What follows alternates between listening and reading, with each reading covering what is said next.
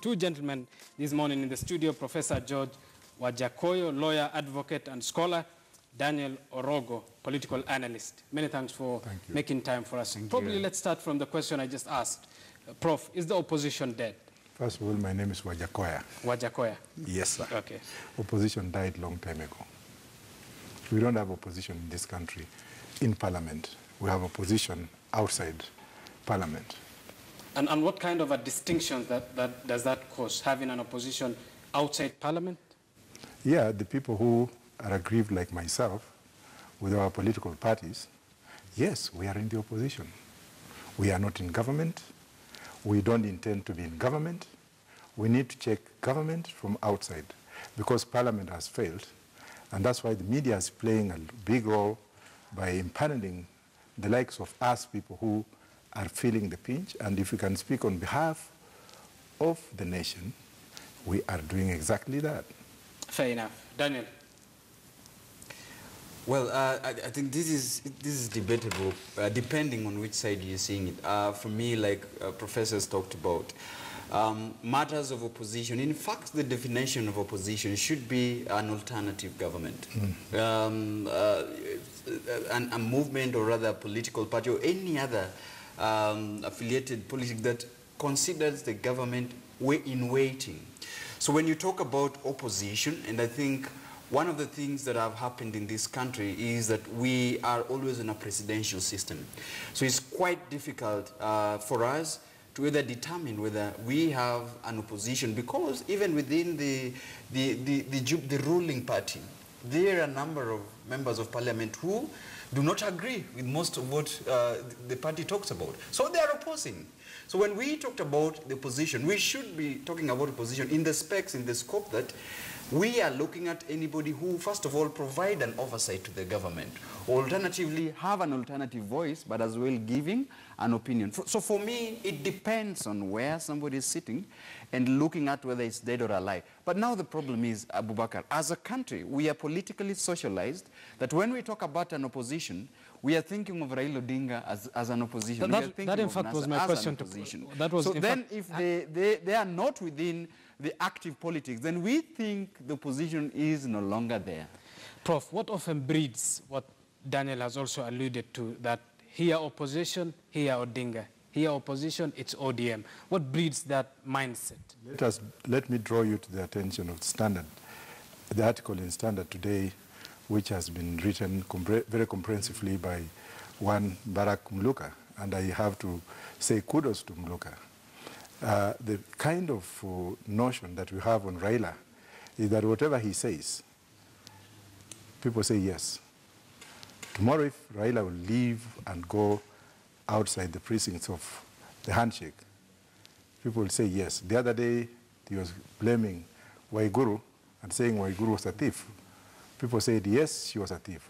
The other day, when he shook her hand and said she was a good person, people are saying she's a good person.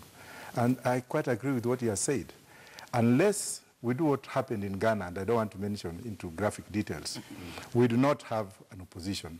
We have characters who are ruining this country, to the best of my knowledge, characters that need to retire and also champion issues from behind. If it was in Europe, and I keep on referring to Europe or in the United States, people like these ones ought to have become wiser and said, you know what, we've done our part, we have sacrificed, let us now look at this country and push it.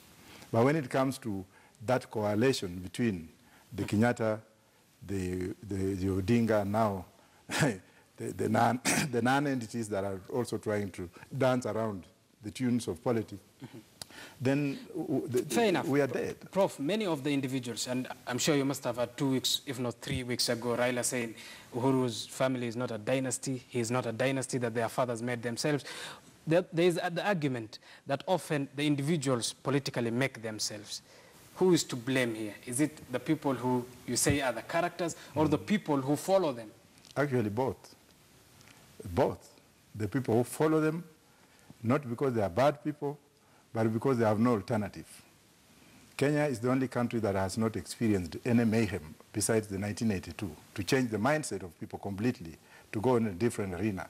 But if we are in the situation which we are today, if I was to be elected president in 2022, and of course I'm running, probably my sycophants, or those who think now our own has come and we have to eat like the others, will make my government, put my government in a very difficult situation.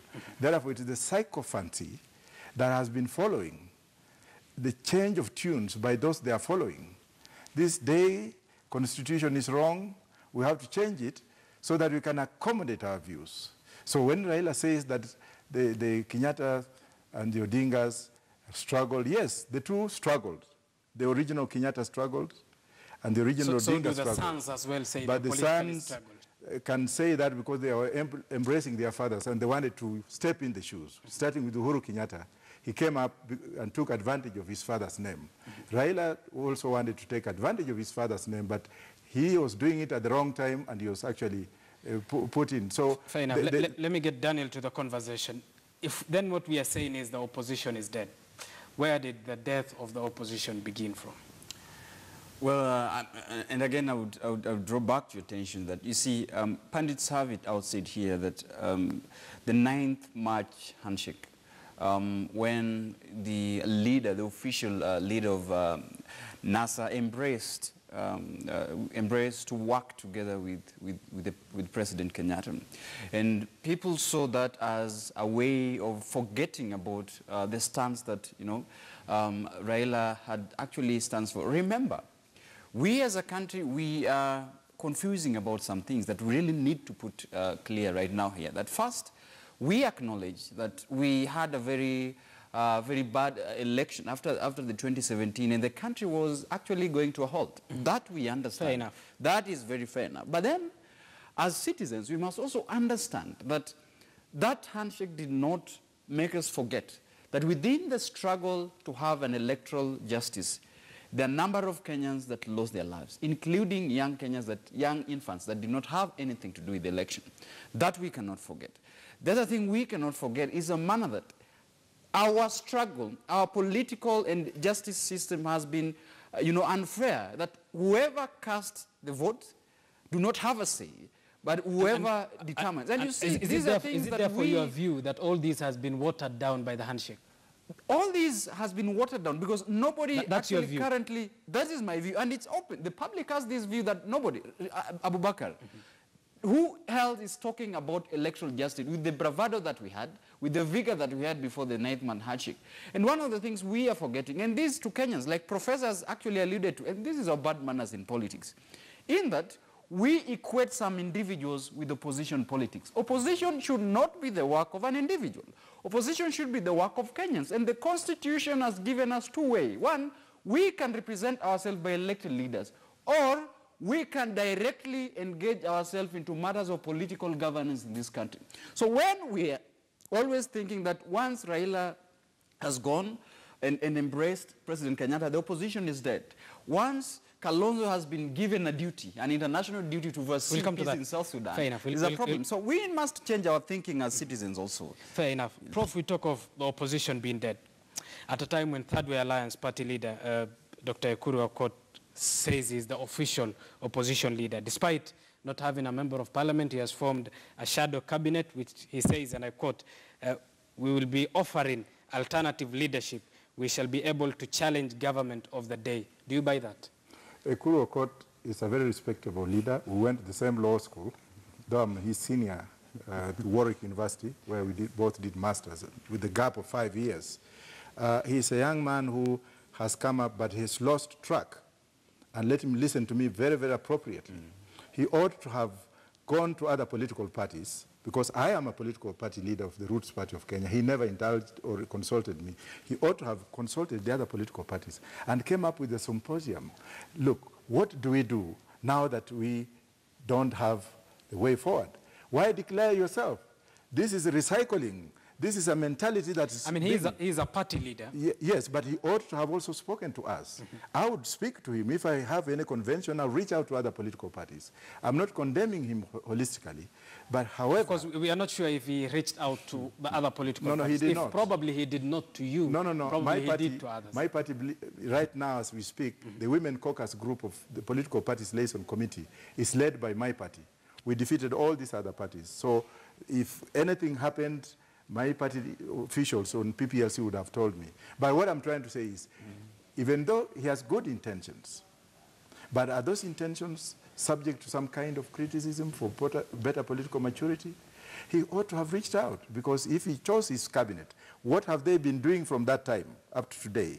If we have a foreign cabinet secretary, shadow cabinet secretary in Okuru's party, Taraway, in charge of education, what statement has that shadow cabinet secretary come up with on the malicities that are taking place in schools where school kids are being impregnated and what have you? He should then come out and put everything in perspective where his shadow cabinet should be responding. Nothing wrong with that. Fair enough. Danny, let me get you to the conversation. The IEBC in the 2017 election, I believe, approved 66 political parties, if not more, to be used as a vehicle to vie for different positions. We had, I believe, 8 presidential candidates. The opposition, if Raila went with Uhuru, less 2, we have 6. Where are the other 6? Yeah, and that's what I like what Professor is talking about, that you see, we are seasonally, you know, in this country, and I don't know how we shape our political philosophy and the political imagination and how we do. But remember, somebody like, I don't know whether he did invite, he probably invited, somebody like Abduba did that. You see, this kind of person that I just always see, you know, he appears when, you know, some few months to election. And you see, the role of a political leader and the political, what I call the political movement within the Kenyan context should be shaped in a manner that you are active throughout. Within the 5 years, you really need to put the government in check, whether you're in a coalition or an individual party. And are these other political parties failing to keep the government in check? It is a big failure. It is a big failure. And this is the problem, because when only voters, you only emerge when election is approaching, and then when other things are taking place, it's simply quiet, then it means that you do not have a political ideology, you do not have a strong political strategy that you as a party is embarking on. And remember, look here, Abubakar, like you've mentioned, there are a number of political parties. And I do not know the reason as to, and I'm not holding brief for the opposition leader. One of the things I am saying, and one of the things I've intimated before, there are a number of political parties, even if Raila has been seen to be gravitating towards the government, then these other political leaders that are remaining should actually coalesce and have a very strong point of holding the government accountable. But always pointing a finger towards Raila in the handshake, it's not something that you wanted to react to the question I asked Danny. I just wanted to support what my brother is saying here. We have 67 political parties which form the umbrella of PPLC, which is a statutory created instrument. But these other political parties, with the Political Parties Act, have suffocated these others. When it comes to funding, Parliament came up with the legislation to favor the bigger parties, unlike France or Sweden, where every political party is given funding. Now, the Registrar of Political Parties is empowered under the law to make sure that every political party is alive. They have offices in minimum 24 counties, and the office holders. Without money, how do you expect? I've spent more than 50 million on my party to survive. Monies that I have from my own little money, and that's what maybe comes up and people say people now own political parties. Yes, we own political parties because we support them. If we don't have the monies, where do we go? The empowerment and when you go, the political parties seemingly as well go. Yes. And then secondly, if you see those leaders who are within the 67 political parties, minus the big ones which are given millions of shillings to make legislation favorable to them, I mean, these people are just operating like papuas. The ingredients of burdens given to these people by the IEBC, the Political Parties Act, and also the Attorney General and what have you, it burdens them. It is like we are running under a very serious deficit in this country. Fair enough. When you talk of funding, it's often an emotive matter. It's what fuels political parties. But as well, one can come out publicly, call the media, fault the government if it is wrong, without needing funds. Can that but that's what, the social media? That's what the Roots Party is doing. Even yesterday, I was speaking to my chairman, Nairobi County, and then I've various MPs who have joined my party. I don't want to go and blow my trumpet in public, because you know Mr. Big Moneybags will come in and start buying off people with the kind of politics we have today. Yeah. We are doing things underwater, but we're reaching out, because my party now is the 3rd largest in Kiambu County. We have beaten ODM in registration, but we are doing it underwater. And I'm not trying to blow my trumpet on TV, but wait for 2022. You will see. Of course, we'll see how that develops in 2022 and the politics of 2022. Yes, yeah. Talking of, we have mentioned of Odinga, Raila, of course, and him being the opposition leader as a figure.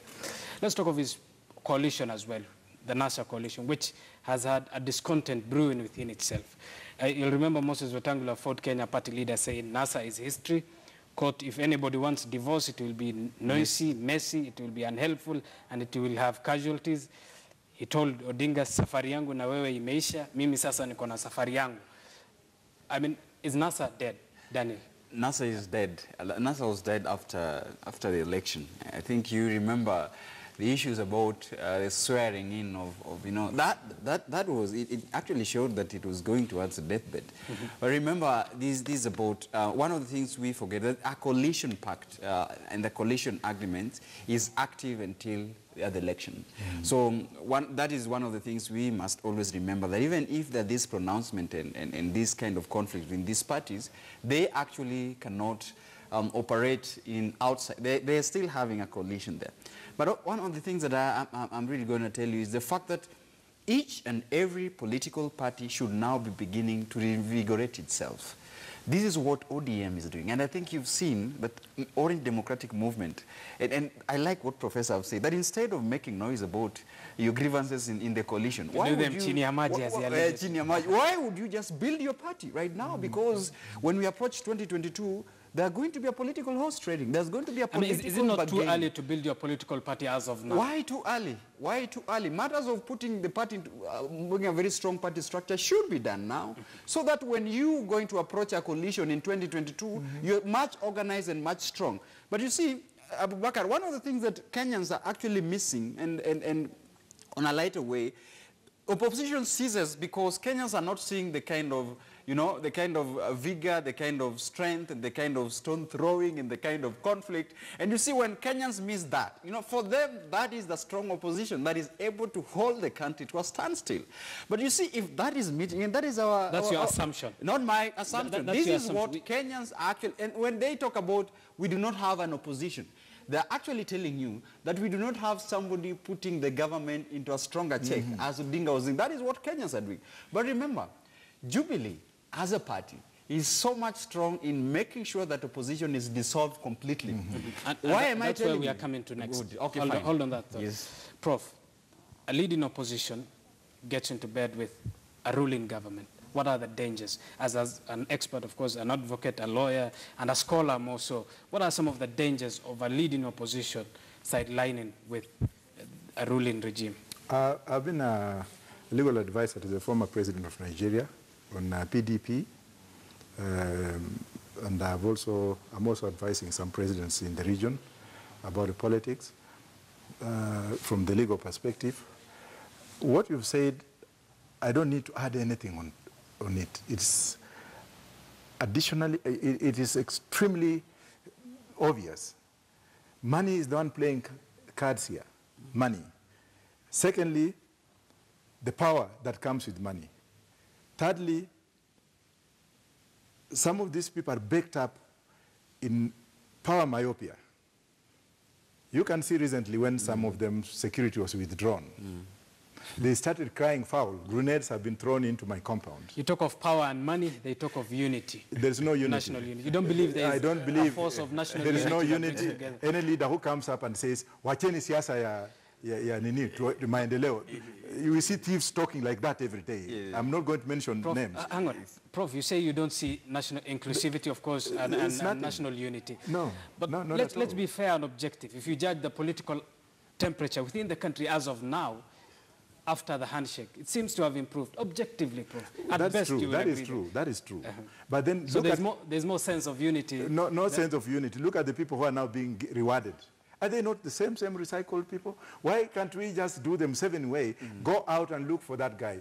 Professor, come here, you come here, like what happens in Botswana, come here, let us work. You'll find people now lobbying for psychophants. People have been there before, being given the same jobs. Don't we think Kenyans? And do you think they are delivering at the same jobs that they are not delivering, they are stealing. Where is the Standard newspaper? Look, these people are stealing, and that's why I like Kinoti and Haji, to put them in jail. Nowadays, if you ask me or ask him, who is the Minister for Information, who knows? ICT, Joe Musheru. As a journalist, I should know, to be fair. Yeah, but I was giving you an example. Okay, that's just an example. Daniel, the appointment of Odinga and, of course, as well, Kalonzo, has that been a blow to NASA and also the opposition? It is a very big blow. And you see, Musalia Mudavadi actually intimated this and said that once you are appointed in these ministries, you lose your capacity to question. And this is what is not there. You see, I always look at it, look at somebody like Kalonzo Musyoka, you know, the personality and you know, the figure that he is, standing on a funeral and saying that he wants to be an errand boy for a president.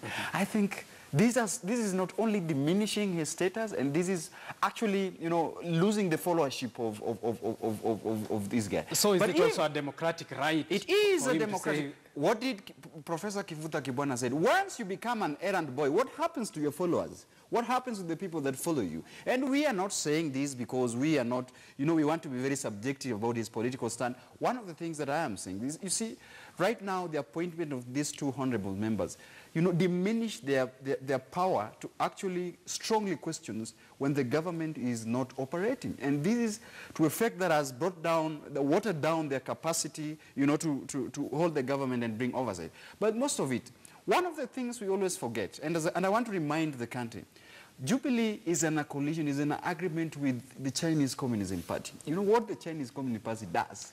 Is when they water down any form of conflict. You know for certainty that there is a relationship between the Communist Party. You know that for certainty. There is, and it's within the public domain that, you know, there's no problem of drawing lessons from a party, wherever it is. But for you to say on a national television this morning that there is a correlation between the national... You see, let me tell you. On October 4th of 2016, and I'm not saying this on a bad light, I am saying that, you see, the workings of Jubilee Party and how the Communism Party works sound similar, that there must be no opposition. And right now, since we are in a political, you know, a political discussion, is the fact that the president has to secure his Big Four legacy. And you see, this might not happen when there is a very rough political terrain. And that means that co-hosting the opposition and making, you know, the coming in of Raila Odinga makes it even easier. And I want to challenge you. Look at when the president threw up his hand and said, what do you want me to do about corruption? Mimi nifanye nini? But right now, his support with the opposition has made it so clear that right now the president is mentioned as one of the leaders in Africa that is actually, you know, fighting corruption and making the heads roll. So what I'm saying is... I understand we are taking a short commercial break after this, but does pocketing the opposition within your circles give you more power? Does it even make you stronger in any way politically? Well, it makes you an idiot. It makes you an idiot.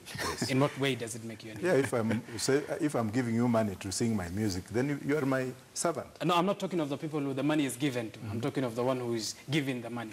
The one who is giving the money is wiser. He's wiser because if you can tame them by giving them what to eat, then you can pass through your policies. Yeah. Prof, we are taking a short commercial break. We are taking a short commercial break here on Weekend Express. Remember, as always, you can be part of the conversation. Let us know what you think on whether the opposition is dead. We'll be back with the conversation, of course, after this break. Stay tuned.